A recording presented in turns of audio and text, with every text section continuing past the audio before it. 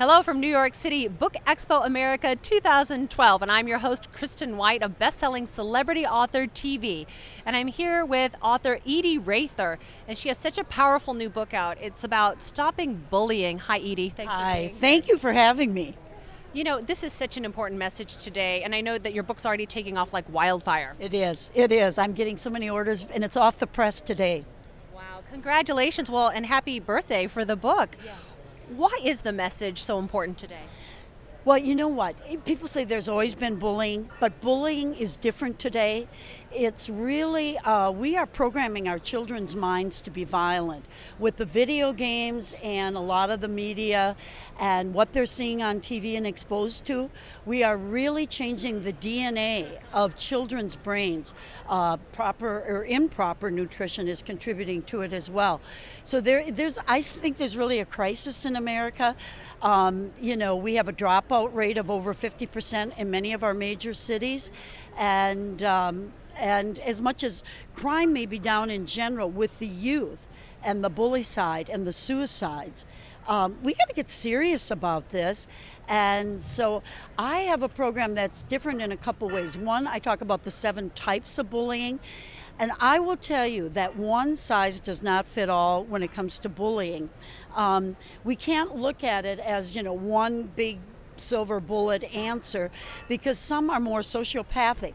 Others are social bullies. They're just following the crowd because if they don't, they're going to get it next. And so we need to have a different approach to each type of bully. But you know what? The other thing is there's a new type of bully. We used to talk about bullies being kind of low self-esteem and, you know, compensating because they feel powerless. Well, you got to realize, first of all, bullies learned it. And most bullies were first bullied. So bullies are also victims, and they often learn it from their parents. And that is a huge issue. But the fact is there is a new bully, and I call it the arrogant or entitled bully. And it's because there is a kind of a narcissism and a me attitude in our society.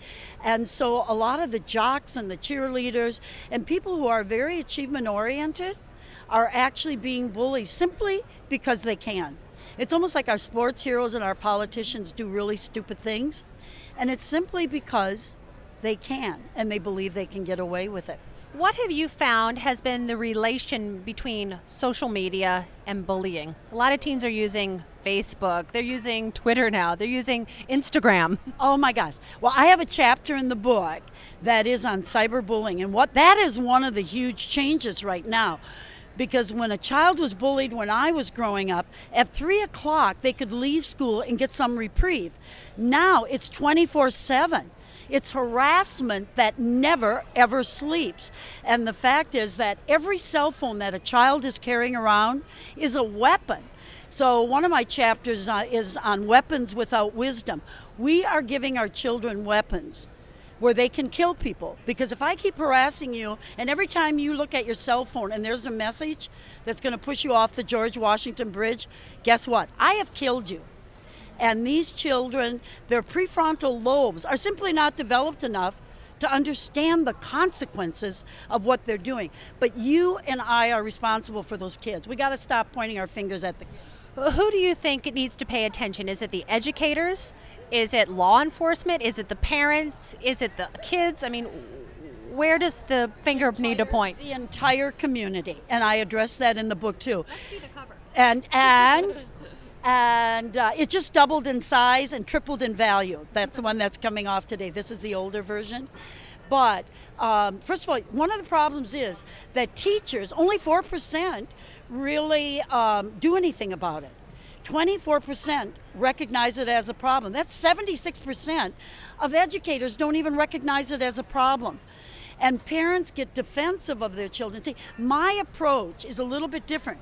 It's not punitive. People are doing the wrong thing, honey. They're taking kids, they're isolating them, they're suspending them. Are you kidding me? I'm a bully, I get suspended. Oh dear, I'm going to miss math class. They love it. We're rewarding their behavior with suspensions. I'm not for isolation. I am for teaching new behaviors. And teachers have to be aware of it. Parents need to be aware of it, and law enforcement. Share with us one of the other solutions that you have in your book. Oh my God, the whole book is solutions. It's solution. Well, you know, it is, you know what we have to do. I grew up in a small town. We got to get back to community where everybody cares, and we start creating caring cultures to give children hope and to stop the cycles of violence. Edie, congratulations on your book. Where can we find it? I know it's just out today. You know what? My website is as good as any, and that is stopbullyingwithedie.com. And Edie is E-D-I-E. Edie, thanks for being with us here at Book Expo America. Love it. Wonderful book. Thank you. Thank you.